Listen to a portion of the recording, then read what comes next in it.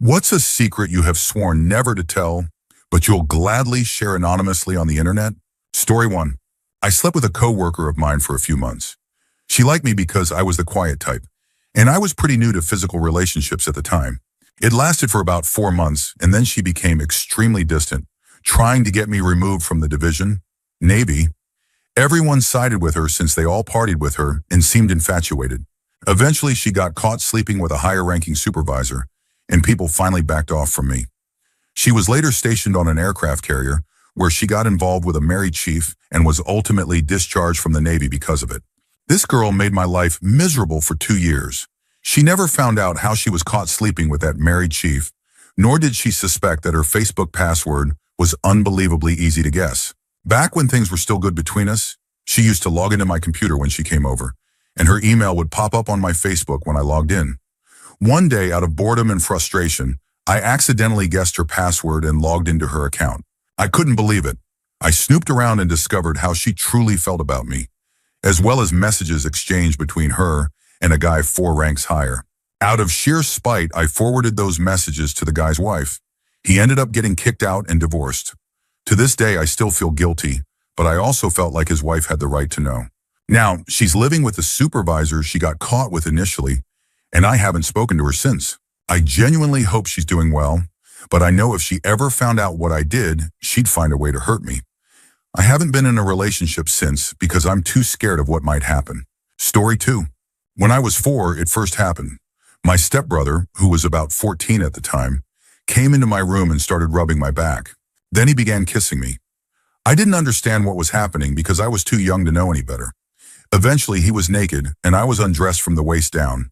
You can imagine what took place afterward. This wasn't just a one-time occurrence. It happened every night for 2 years. Then he got a girlfriend, and for about a month, everything seemed fine. But then my other stepbrother, who was 15, did the same thing.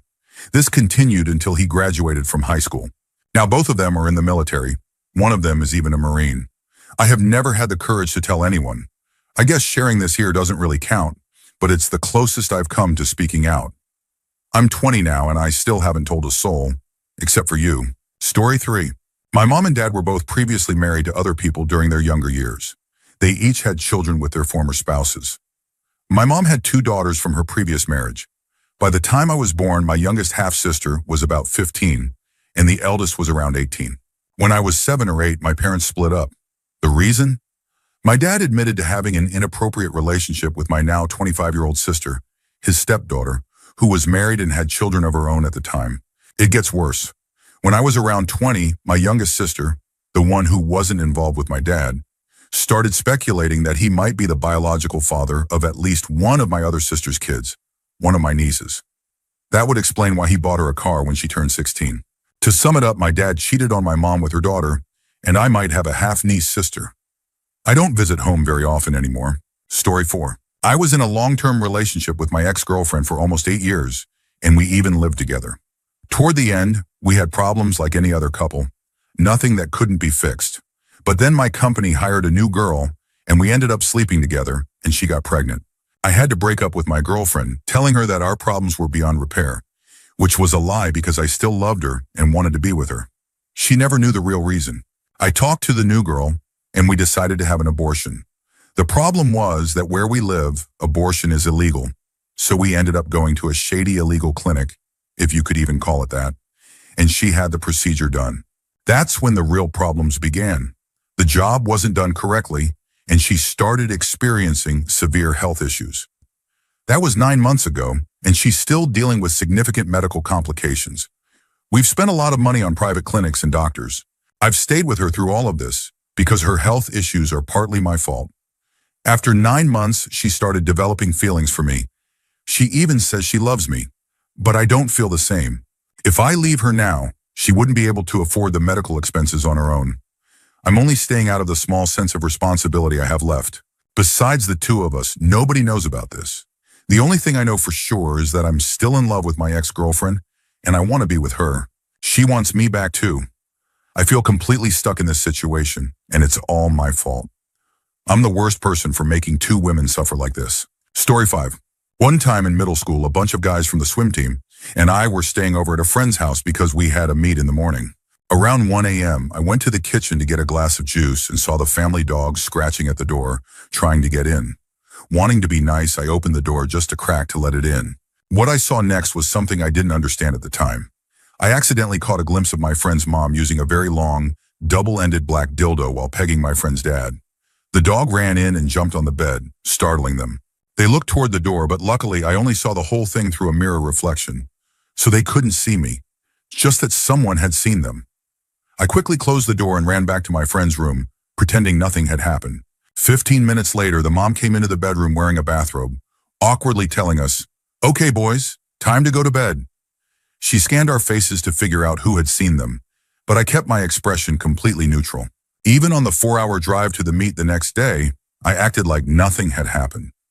I never told my friend or anyone else what I saw because my friend was a hardcore, naive Christian, and I knew it would completely mess with his mind.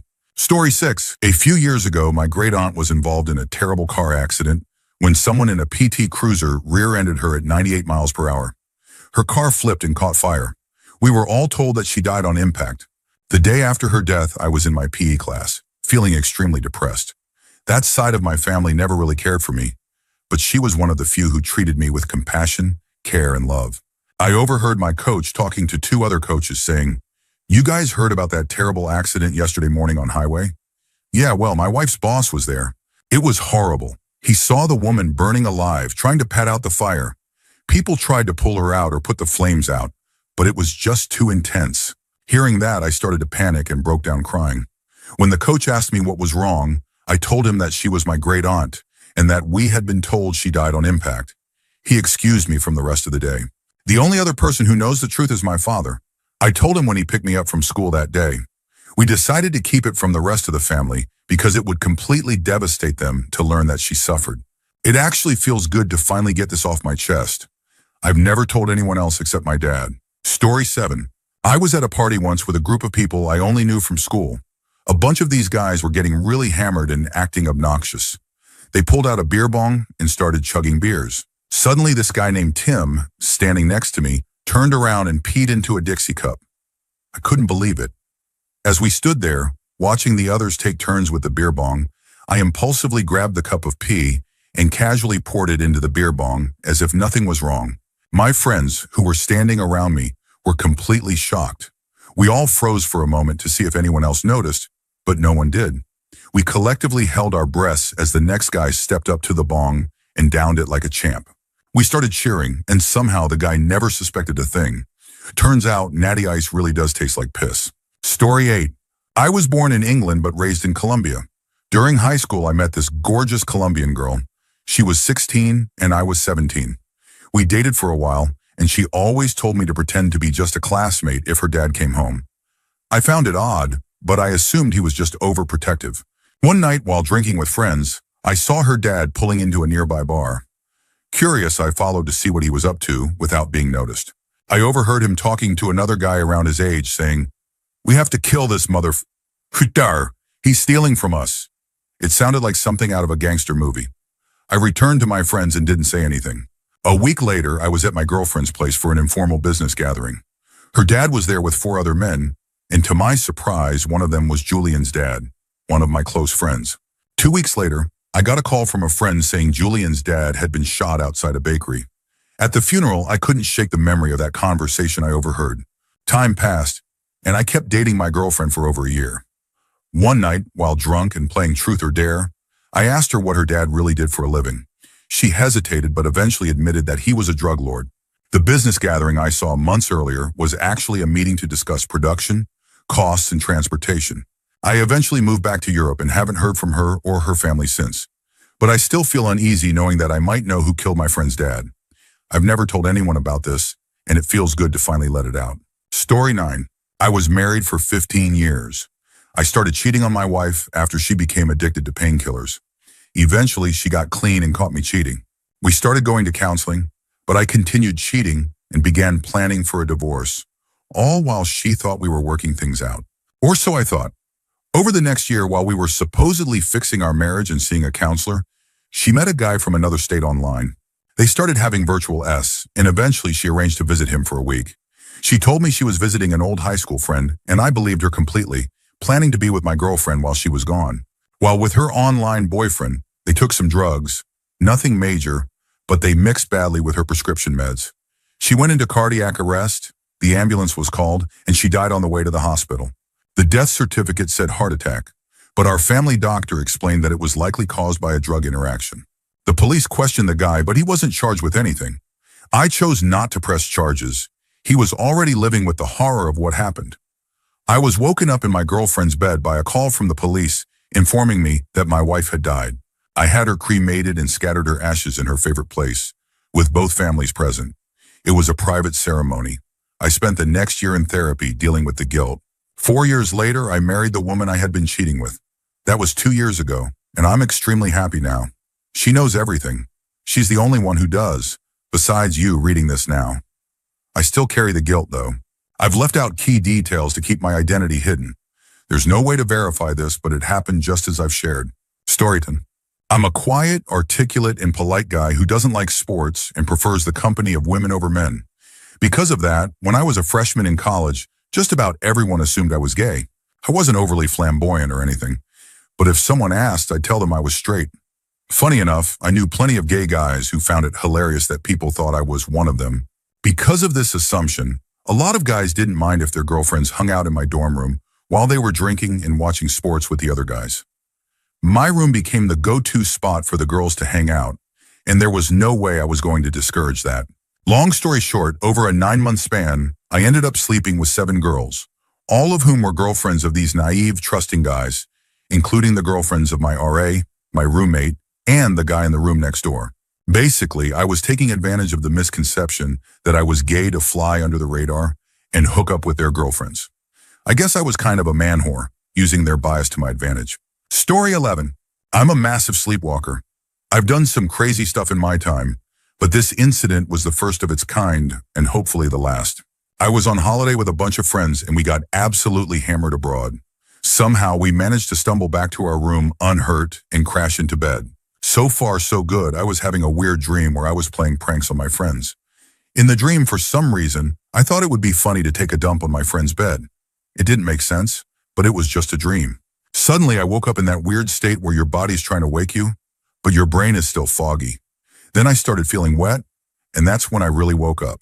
The first thing that hit me was the smell. Absolutely horrendous, like a mix of sewer, dog crap, and vodka. I was gagging from the stench. I looked around and realized I was sitting in a cupboard in the kitchen, right on the middle shelf, or rather, what was left of it, because I had snapped it in half by sitting on it. There was piss everywhere, and I was literally sitting on a pile of the nastiest crap I've ever done. Panic set in. My first instinct was to check if my friend, who I was sharing the room with for the week, was still asleep. This was friendship-ending territory. The room was an open-plan European flat, and his bedroom looked out onto everything. I tiptoed through, praying for mercy, and luckily, he was still sleeping. No idea how, because by now the whole flat reeked. I rushed back, grabbed a couple of toilet rolls, and started frantically scooping up the mess. I knew I was on borrowed time. No one could sleep through that stench for long. Eventually, I got it mostly cleaned up, but the crap had managed to seep under the cupboard. There I was, lifting this massive piece of furniture to wipe up the mess, feeling like the biggest idiot on earth. Then it hit me. I had to fix the broken shelf, which was still smeared with crap, or the hotel would charge me. Somehow I managed to balance the shelf pieces together, close the doors, and lock the cupboard. On the verge of tears, I crawled back into bed. Miraculously, my friend never found out, and the hotel never said a word. But I swear I will never forget that nightmare. Story 12. This story is known only to me. The 5 friends I experienced it with, my girlfriend, my mom, were close. And now, to you. 5 friends and I set out on an adventure to see a concert. The concert was in one city, but since we had about a day to kill, we decided to hit up a big city an hour away. None of us are from big cities, so we thought it would be a good opportunity to stretch our legs, have some beers, relax in a nice hotel room, and maybe play some cards. Here's what actually happened. We ended up buying 90 beers, staying in one of the nicest hotels I've ever seen, and playing the most messed up drinking game imaginable. This led to the idea of getting some of our younger friends into a strip club. That plan didn't work out, so someone suggested bringing the strippers to us. Cue Craigslist. We found a decent-looking stripper named Nancy. Everyone agreed, we made the call, and then the waiting began. Keep in mind, we were all completely wasted. At the time, I was in a relationship, so I decided to skip out on the stripper experience and hit up a bar to meet some locals for an hour. Just as I was getting up to leave, there was a knock at the door. I opened it, and the sight I saw left me speechless. First, a tiny, overweight girl walked in, followed by a 6-foot-tall woman with a hair lip. The shorter one was nearly a midget, probably weighing around 130 pounds. As they walked in, I turned to my friends, and their disappointed faces said it all. As I walked out, I heard one of the women say, "So, which one of you boys is the 19-year-old?" As soon as I got into the hallway, I collapsed on the floor laughing. After a smoke, I realized this was too funny to miss and went back inside. When I returned, I opened the door to find the midget, completely naked, riding one of my buddies on a table. James Brown was playing on a laptop in the background, and one of my friends was chatting up the lady pimp. I sat down and decided to DJ the Weird Dry Humping Fest, playing more James Brown tracks. The midget stripper bounced on everyone in the room except me. I started talking to the lady pimp, getting to know her and asking what it's like to be in her line of work. She was actually pretty chill. Then in my drunken state, I decided I wanted some drugs for the concert and asked if she could help. She made a phone call and told me it would be $80. I asked for collateral and she said, "I'll leave Nancy." Drunk brain, great score, drugs. About 20 minutes later, Nancy started telling us how she had only met the lady pimp about an hour before showing up. Apparently, the lady pimp gave her crack to smoke, and Nancy had no idea who she was. To top it off, Nancy admitted she had run away from home and was only 18. We all freaked out, realizing we were $200 down for the stripper and $80 down for drugs that never arrived. Nancy's story was actually pretty sad, but at that moment, we were too drunk and angry at ourselves for being so gullible. We ended up getting into a huge fight among ourselves and stayed up until 4 a.m., discussing life on a surprisingly deep level. The hangover the next day was brutal, and all I wanted was to go home and see my girlfriend. Luckily, when I finally told her, she just laughed and called us idiots. Looking back, it's one of those stories that seems too ridiculous to be true. We're all down-to-earth students, and if you met us, you'd never think we'd be capable of getting into something like that. Lesson learned, I guess. Story 13. My girlfriend's father is a Baptist minister, one of those stereotypical bigoted types who believes that fags are going to hell. Even though my girlfriend and I have lived together for a few years, he has no idea that I'm gay and she's bi. We've been friends for a long time, so he just assumes we're roommates. We rarely see him, and she doesn't want to deal with his reaction if he finds out. Sometimes he asks her to help out with church functions, and I go along to make it easier on her. Last year, during a big Easter event, a group near us started discussing marriage equality. Her father jumped right in, spewing hateful rhetoric about how homosexuality is unnatural and wicked. All that garbage we've heard a million times. I was furious but bit my tongue for her sake.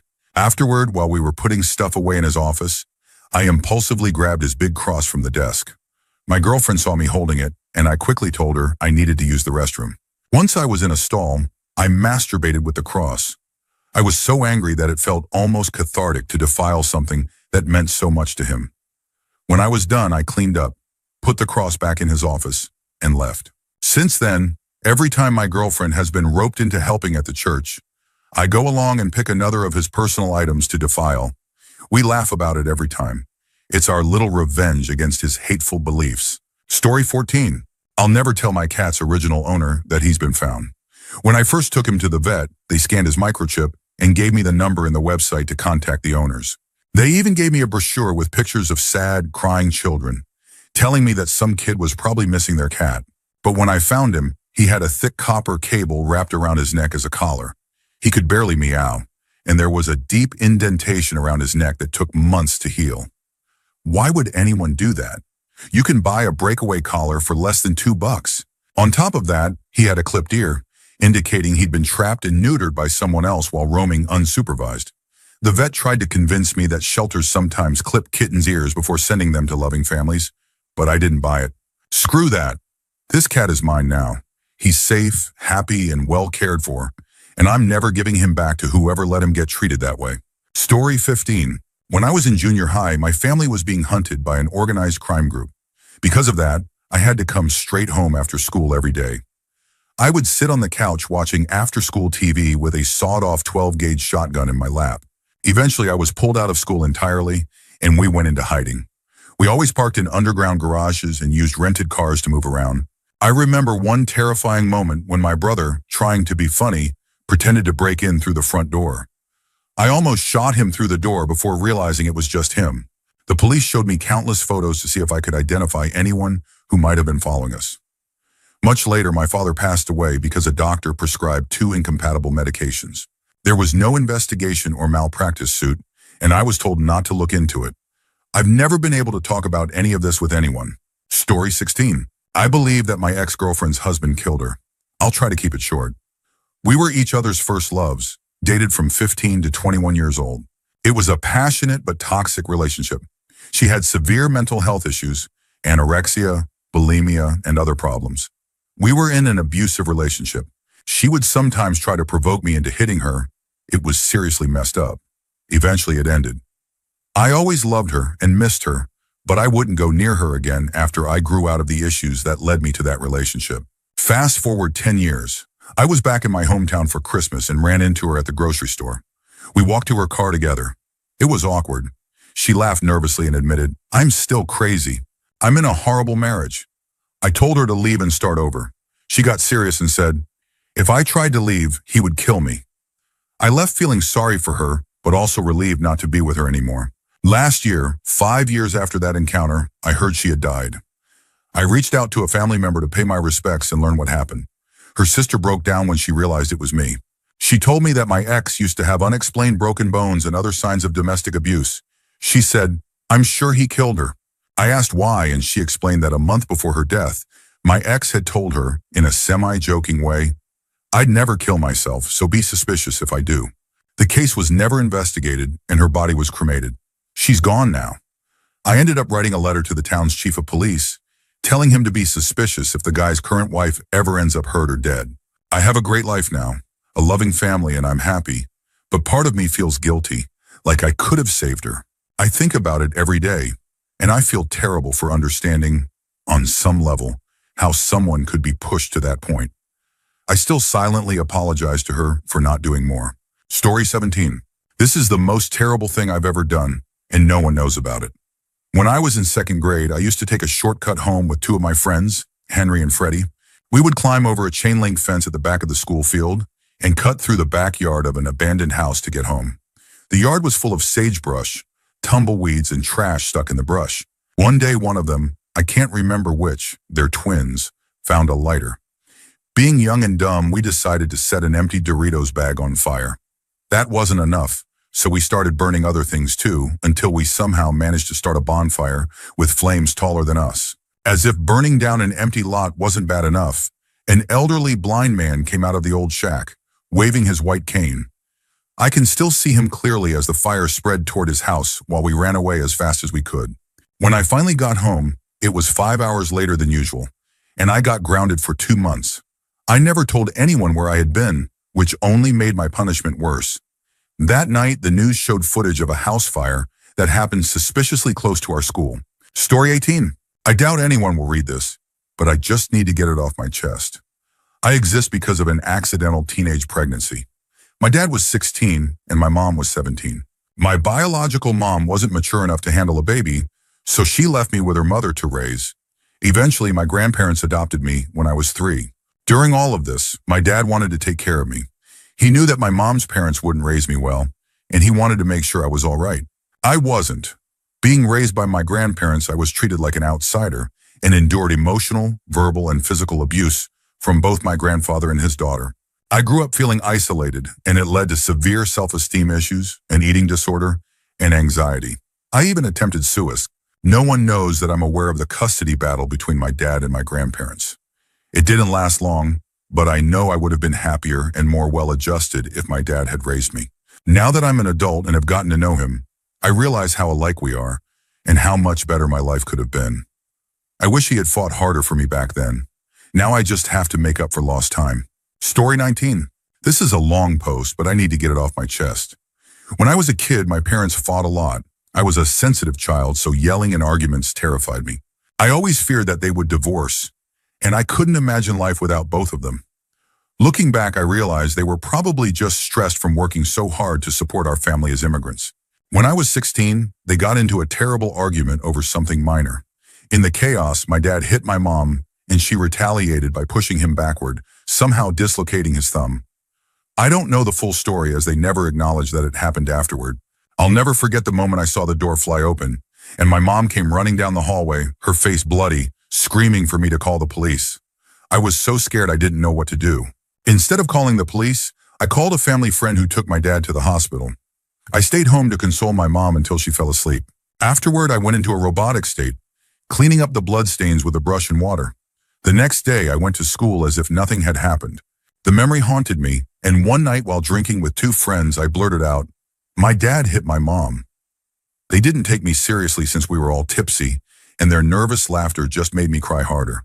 Since that incident, I've never talked about my family with anyone. My friends think I come from a privileged, happy family, but they have no idea. Sometimes I secretly wish my parents would get divorced. I know it's selfish, but I just want the fighting intention to end. I feel terrible for wishing it, but I can't help but feel that way. Story 20. This is actually my mother's story, and she has allowed me to share it with all of you. It's not something we'd ever share with anyone we know. When my mother was younger, she used to work as a dancer. And one particular evening, she and one of her co-workers, a woman, were hired to perform at a celebration event for a large number of football teams. It was their end-of-season gathering, so naturally they wanted some entertainment. The event was held in a large recreation hall, and they performed their show as usual. Essentially, it was two dancers and about 100 guys watching, drinking, and having a good time. Just a typical night. After they finished, they started packing up and chatting with some of the guys, one of them being the boyfriend of my mother's coworker, the one with her that night. Suddenly, the men began talking about a game they play every year, and getting excited about it, asked the two of them to stay and help with the game. Naturally, they were both confused and a little wary, but they cautiously agreed. The atmosphere didn't seem alarming, and they knew several people there. Here's where it gets bizarre. Out of nowhere, two chairs and a bucket appeared, placed in the middle of the hall, with a bucket on the floor and the two chairs facing the bucket and each other. The co-worker's boyfriend and another man sat down in the chairs. Then one of the men explained that these two were the current and past champions of the game, which still hadn't been explained to either woman. It was then that my mother noticed that the bucket was filled with water and about 100 coins. Amid the cheers of the crowd, the men finally revealed the purpose of the game. The two women were supposed to reach into the bucket of water, grab a coin, and drop it into the open hand of one of the men who had positioned their hands to create a sort of makeshift container. The goal was to see who could hold more coins without dropping any.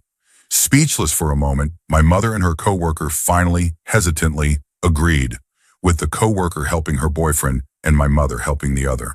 It should be mentioned that my mother has always had very long, curved fingernails, about an inch long. She was careful to drop the coins gently, as close as possible, without actually touching the man's hand, despite the crowd encouraging her to just drop them in directly. The man flinched each time her nails got near him, which probably made the situation even more awkward. During this process, she also realized that the coins were in a bucket of water for lubrication. Apparently, this game had been played many times before. She never asked how such a tradition started. Although my mother doesn't remember exactly who won, she thinks it might have been the boyfriend, she did come away with the most random fact of all: the surprising number of coins one person can hold in their hands during a strange and unexpected game. Story 21. This is going to be the absolute first time I have ever shared this, well, written it down in my entire life. I will probably never mention it again.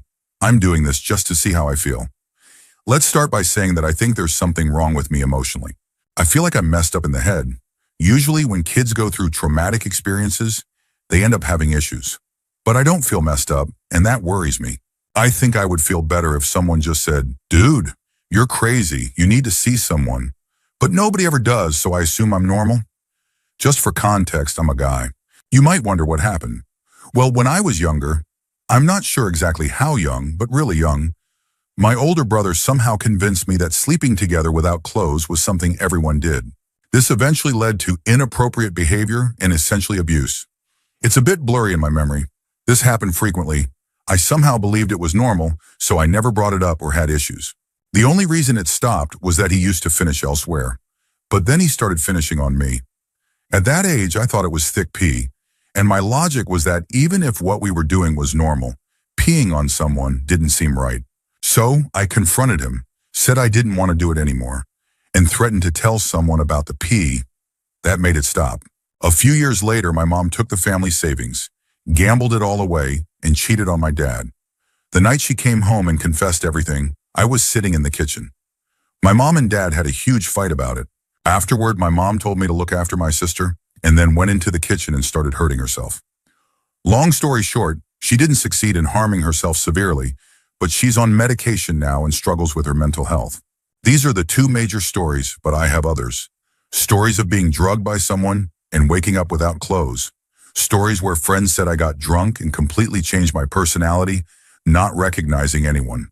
So many weird situations. And yet here I am, and I want to say, I feel pretty normal, and that kind of freaks me out.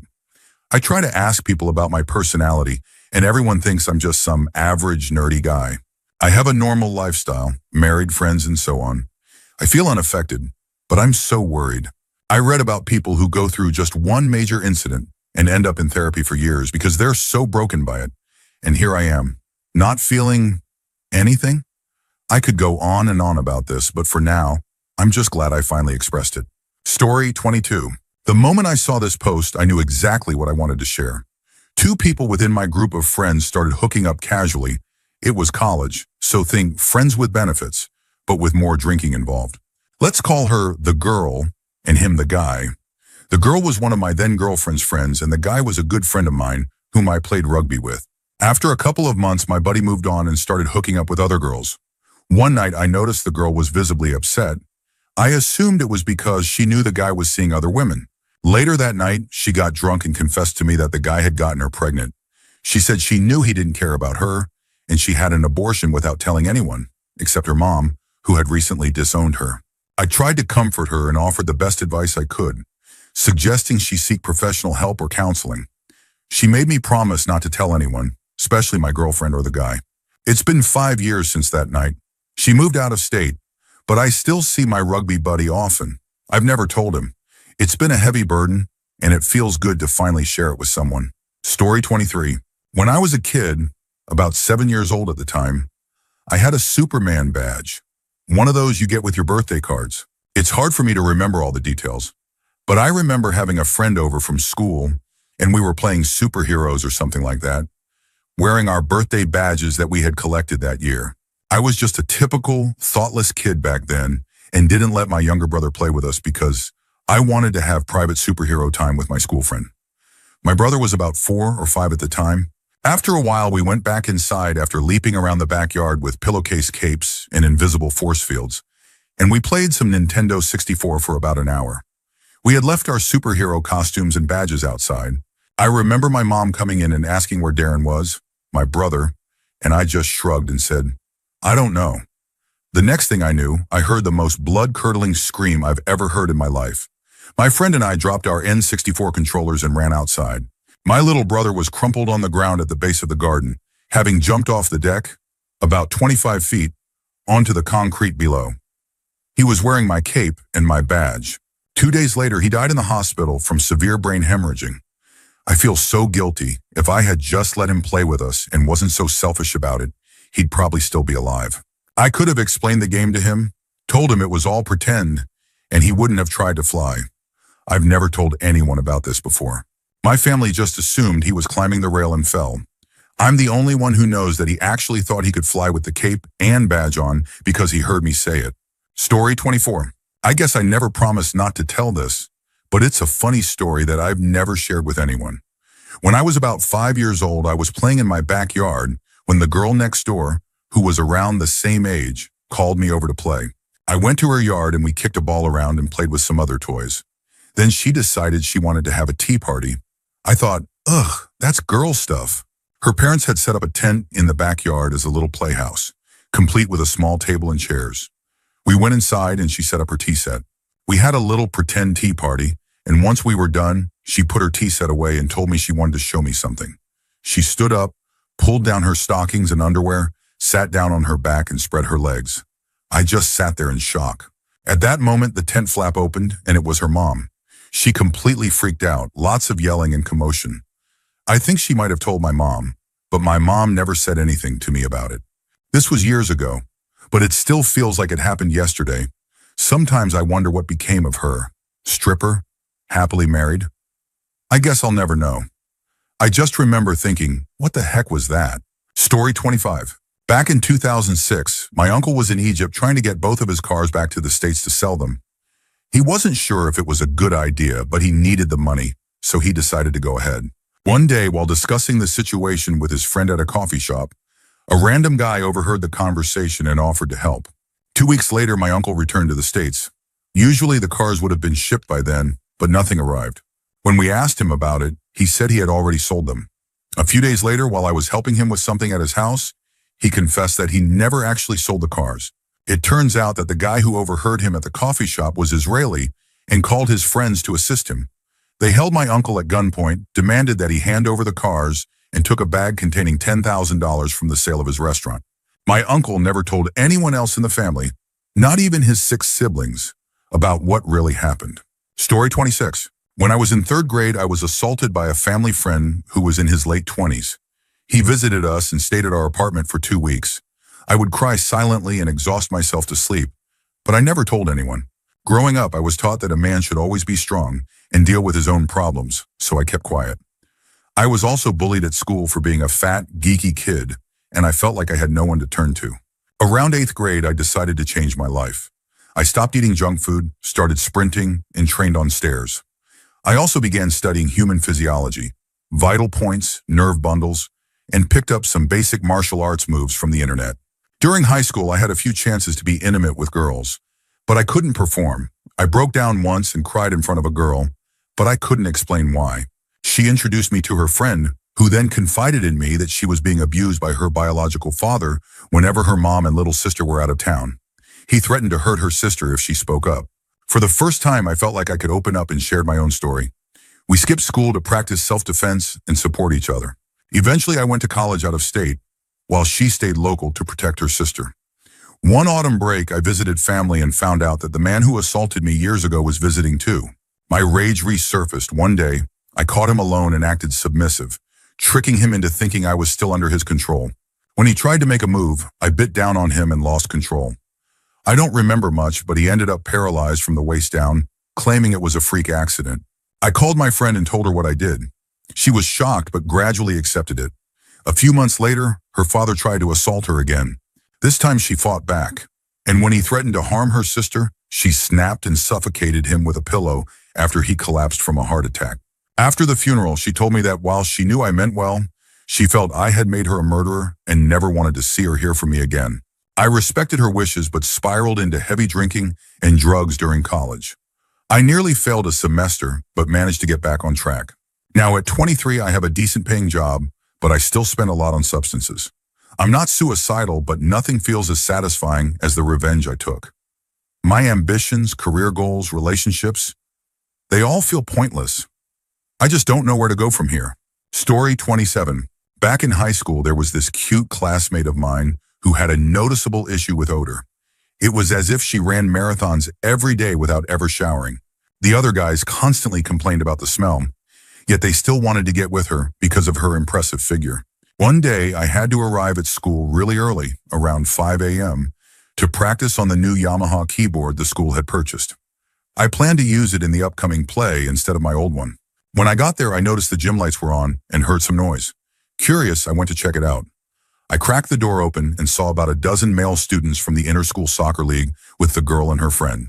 It became apparent that she had been involved with numerous guys, multiple times a week. Afterwards, she would just get dressed and go to class like nothing had happened. I stayed for a few seconds, mostly because I was in shock. This was back in the pre-internet days in a conservative community where people rarely talked about S, let alone openly engage in it. The looks of satisfaction on both of their faces still haunt me a bit. As I got older, I realized how surreal the whole situation was. Fast forward to now, she's the new team manager at my company and I report directly to her. My annual performance review is coming up, and the irony isn't lost on me. Story 28. I'm not sure how to start. This is more of a confession of many secrets, I guess. I regularly experience severe depression, sometimes even suicidal thoughts. Whenever I'm near a bridge or a tall building, I have to step away from the edge to stop myself from jumping. The only thing that truly makes me happy is music, but my parents often take away my iPod for the smallest reasons. On top of that, I have sensitive ears, and my iPod volume gives me tinnitus because I can't seem to get it quiet enough. I don't have many friends, and my family life is pretty dysfunctional. I've never been in a relationship. I'm essentially addicted to sugar and the internet. Both are slowly taking over my life. I'm also incredibly lazy. I only get good grades because my parents expect it. To be honest, I've cheated on almost every test to meet their expectations. Sometimes I feel happy, but I wouldn't call it true joy. I have no body fat, so I get cold very easily. I constantly worry about everything and feel insecure and powerless. The only thing I'm genuinely passionate about is classical music, but I'm not skilled enough for music school and rarely practice. My life feels like a lie, and I just don't know how to change it. Story 29. I imagine this might get lost in the mix, but I really need to get it off my chest. One of my closest friends, who also happens to be my ex-girlfriend, and I might still have feelings for her, plans to take her own life. Not soon, but before she turns 30. Her own words. She was abused as a child, has struggled with self-harm, though it's been 2 weeks since her last incident, and deals with severe anxiety. She's very self-conscious about her weight, around 140 pounds at 5 feet 1 inch, and has been battling depression for years. She first dealt with it in 7th grade, managed to overcome it somewhat, but now it's back in full force as a sophomore. I'm doing everything I can to support her because I care about her deeply, but I'm secretly terrified that I might fail. She hasn't told anyone else about her intentions because she doesn't want anyone to know when she goes through with it. She believes no one cares enough to notice her absence. I feel like telling other people might make things worse, so I'm keeping it between us, hoping that in the years to come, I can help her see life differently. I just don't know if I'm enough. Story 30. When my boyfriend and I first started dating, we discussed the possibility of an open relationship. One night we went to a party where I ended up kissing a mutual friend. We both got really drunk, and at some point the friends started getting more intimate. He took off my panties and was about to go further. It suddenly hit me that my boyfriend and I hadn't set clear boundaries yet, so I stopped him. A moment later, my boyfriend walked into the room, and the friend quickly left. Later, my boyfriend admitted that seeing me kiss other guys made him uncomfortable. I've never told him that my panties actually came off that night, and the friend claims he doesn't remember anything from that night. It's been about a year since it happened, and I don't see that friend anymore. I'm still with my boyfriend, and we live together now. It eats me up every time I think about it, and I wish I could take back that night entirely. Story 31. My niece, let's call her N, drowned, and I volunteered to collect her personal belongings and drive her car back to her parents' house. For context, N had been sent to a junior rehab program earlier that year, but in the last few months of her life, it seemed like she had turned things around. She graduated high school, was just a few weeks away from turning 18, and the autopsy showed no intoxicating substances in her system. Despite that, her grandmother, my dad's first wife, let's call her G, insisted that we search the car to make sure there wasn't any alcohol or drug paraphernalia hidden inside. We didn't find anything illegal except a few firecrackers, but we did come across a film camera. This was back in 1999 when digital cameras were rare. G told me to take out the film and throw it away since she didn't know how. Instead of tossing it, I slipped the film into my pocket. I wasn't sure what to do with it, but eventually I decided to develop it myself. The pictures showed N at a party. Everyone was drinking, clearly underage, but they all looked happy, including N. I thought about showing the pictures to her parents, but I couldn't decide whether seeing N drinking would make them feel better or worse. In the end, I misplaced some of the prints and the negatives. Now with only a few photos left, I can't bring myself to tell her parents the truth. It just doesn't seem right when I don't even have all the pictures anymore. Story 32. My wife and I have, or had, a theoretically open relationship. The idea was that if either of us developed feelings for someone else, we wouldn't deny it. Not just casual hookups, but something deeper, where the other person genuinely meant something. It was mostly theoretical because neither of us is particularly outgoing or actively looking. Then unexpectedly, I met someone and developed strong feelings for her. Best I could tell, the feelings were mutual. I stayed honest with my wife throughout, and to my surprise, she remained true to her convictions. She even helped me plan dates with this new person. After those dates, my wife would want to hear all the details, and it turned out that hearing about it actually excited her. I realized that her supposedly low S drive was more about finding the right kind of stimulation, and hearing those stories was a big part of it. Things eventually became awkward between me and the other woman. I guess girlfriend would be the right term, but it felt more significant than that. We're still friends, though there was a rough patch for a while. Meanwhile, my wife kept encouraging me to reconcile with her and continue the relationship. Now my wife is pregnant, and her already low S drive has hit new lows. Oddly enough, she keeps bringing up my friend, almost as if she wants to outsource intimacy while she's not in the mood. I'm honestly conflicted. My wife insists that we can't ever tell anyone else about this, but at the same time, she really wants me to pursue the relationship with my friend. It doesn't seem fair to my friend, who's at a different stage in her life now and looking for stability. I love both of these women deeply. It feels strange to be in love with two people at once, and it's even weirder that my pregnant wife is not only okay with it, but actively wants me to reconnect. I'm just not sure how to handle any of this. Story 33. A few years ago, I was on a company trip to Hawaii. On the first night, some coworkers and I were sitting at the bar having drinks. There were about 500 people from our company at the resort, so we practically took over the whole place. After a few hours, the bar was a chaotic mess, with everyone drinking way too much. I was sitting at a table with a few colleagues when an older woman approached us. We were around 21 to 23 years old, and she looked to be in her late 30s. She immediately started hitting on my friend, whispering provocative things in his ear and complimenting his looks. After about 5 minutes, my friend and I exchanged glances, and I gave him the approving nod that basically said, "Yeah, man, go for it." They got up and walked down to the beach area, disappearing for about an hour. The next morning, we were having breakfast in the dining hall when I spotted the woman from the night before. She was sitting at a table with 2 kids and her husband. Then came the shocking realization her husband was the vice president of our company. She made a few awkward, guilty glances toward our table, but her husband seemed completely unaware. I later asked my friend if she had mentioned being married, but he swore she hadn't. To this day, neither of us has told anyone about that night.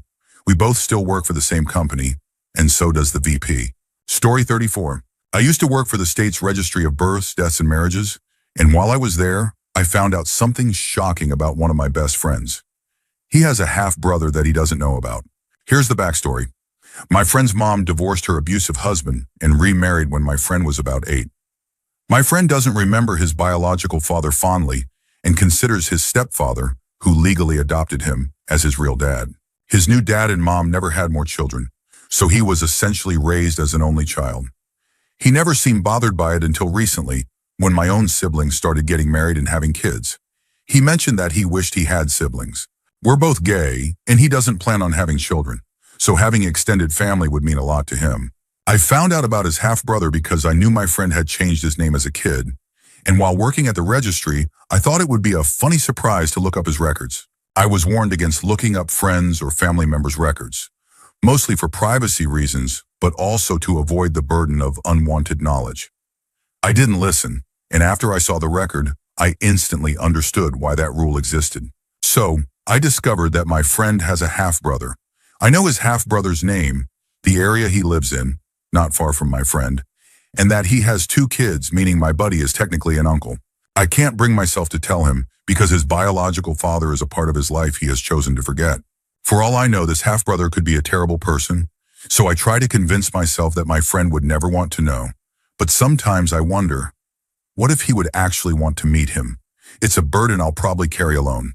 Story 35. I suffer from severe depression, and after trying therapy, counseling, and more antidepressants than I can count, I finally found one that sort of worked. I was taking it for a while, but my family, being as ignorant as they are, believe that all medications are poison. They forced me to stop taking them, convinced that being suicidal was somehow preferable to taking meds. Coming off antidepressants was rough, and I was determined to get them back one way or another. My family kept a close watch on my finances to make sure I wasn't buying more, and I couldn't use cash because they would instantly assume I was buying antidepressants. Ridiculous, I know. What kind of family does that? Since I'm a chemist, I decided to make the medication myself. I set up a clandestine lab and synthesized medically pure antidepressants for personal use. I made enough in one batch to last me a few years, then packed up the lab and hid it. Eventually, my family found the lab equipment in a box and assumed I was making illegal street drugs. I didn't bother correcting them and just admitted to it. They freaked out and gave me a hard time, but since they're so obsessed with saving face, they didn't report me to the police. Instead, they punished me and restricted most of my privileges. Thankfully, they never found my stash of antidepressants, and I'm still using them to this day.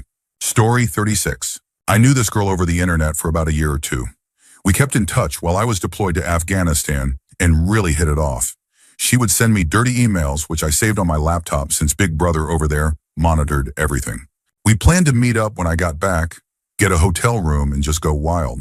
We had talked over webcam a few times, and I knew she wasn't a perfect 10, but when we finally met up, it was different than I expected. She was much bigger in person, probably around 250 pounds. I tried my best to be polite and nice, but all I could think about was how different she looked from what I imagined. I spent the entire time trying to avoid intimacy without hurting her feelings. Afterward, when I went back to my home station, I basically cut all ties with her. I blocked her on AIM and Skype, deleted the emails, and even re-rolled my game character to avoid her. I pretty much put her out of my mind. Fast forward about a year and a half. I had been enjoying life back home, drinking, going out with friends, hooking up with random women. Right before my second deployment to Afghanistan, I suddenly remembered her and got curious about what happened to her. I checked her old MySpace page, but it hadn't been updated for over a year, which was weird because she used to update it constantly. I decided to Google her name just to see if anything came up. That's when I found out she had died in a severe storm a few months after I stopped talking to her. For whatever reason, I've always felt guilty about that. Story 37. I know someone who, while engaged to someone else, took advantage of an adult special needs woman. His fiancée knows, the woman's family knows, and a few other people, about 10 in total, are aware of it. He doesn't know that I know, and most people around us have no idea. Due to the nature of my relationship with him, I can't tell anyone. Those of us who are aware keep a close eye on him. The woman he took advantage of is still part of the same social group, which makes it even more complicated. Her family and the woman herself have insisted that we don't take any further action, only to keep an eye on him. Since he doesn't know I'm aware of what happened, it actually helps me monitor him better because he doesn't know to be cautious around me. His fiancée moved back in with him after the incident. She was living somewhere else when it happened. And now she seems to follow him everywhere. He doesn't have a car, so she's always his ride. I still can't believe she didn't leave him after finding out. I try to practice forgiveness and understanding, but there are lines you just don't cross. This situation makes me question a lot about human nature, and I still struggle with how to handle it. Story 38. When I was around 10 years old, my stepdad wanted to buy a new recliner. So my mom, my stepdad, and I went to a local furniture store to check out the options. We were browsing the cheapest choices when we found a ridiculously underpriced chair. One of those really nice ones that you'd usually hesitate to spend money on. Since there were 5 kids between my mom and stepdad, this was a rare treat for him. We brought the recliner home, and my stepdad was thrilled. It was immediately established as his chair, like a good-natured version of the classic "get out of my chair" thing. Of course, because it was new, everyone got to sit in it for a minute. It was a Saturday, and since we had been out all morning, we decided to rest. My parents went to their room and I went to mine. I guess my older siblings were out, so I was the only kid home. After my parents went to their room, I sneaked out to sit in the new chair. I felt pretty clever since no one was supposed to sit in it while my stepdad was around. I thought I'd take a quick nap there, so I leaned back and pushed my body weight against the back of the chair. Now I was a pretty petite girl, about 100 pounds and around 5 feet 3 inches. Considering how cheap the chair was, I guess it wasn't made to withstand much pressure. As I leaned back, the back of the chair snapped off. The fabric stayed attached, but the internal mechanisms just broke. I was frozen in shock, terrified. I quickly pushed the chair back into its upright position, making it look as normal as possible, and rushed back to my room.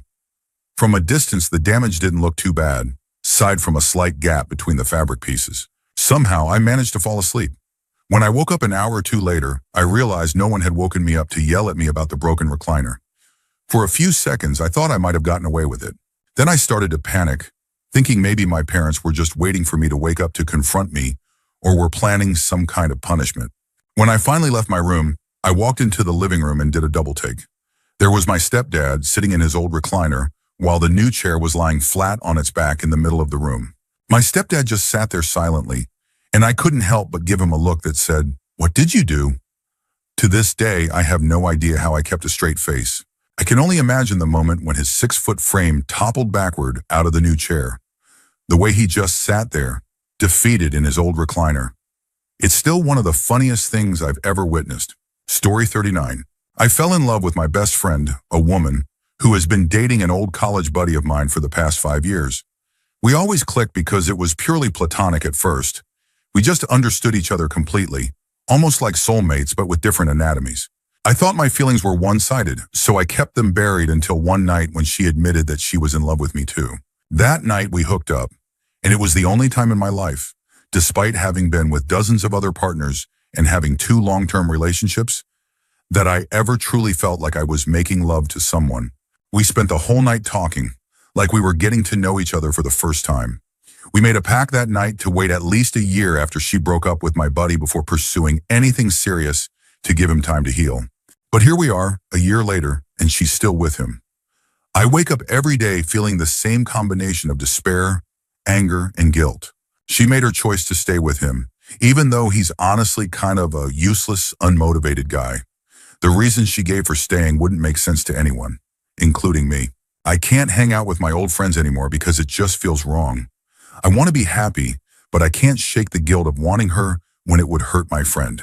I know I sound selfish, but I've never loved anyone the way I love her, and it just feels like the universe played a cruel joke on me. There, I said it. I fell in love in the worst possible way. Story 40. Last summer, I was making money as a pot dealer. I wasn't a big-time dealer or anything, but I had a steady customer base. One night, I met this guy at a party who offered to sell me a pound of weed for $1,500. I didn't know him well, but I knew a lot of other people at the party, so I figured he was trustworthy. I convinced a friend to pitch in $400, and the 2 of us met the guy at a Fred Meyer parking lot.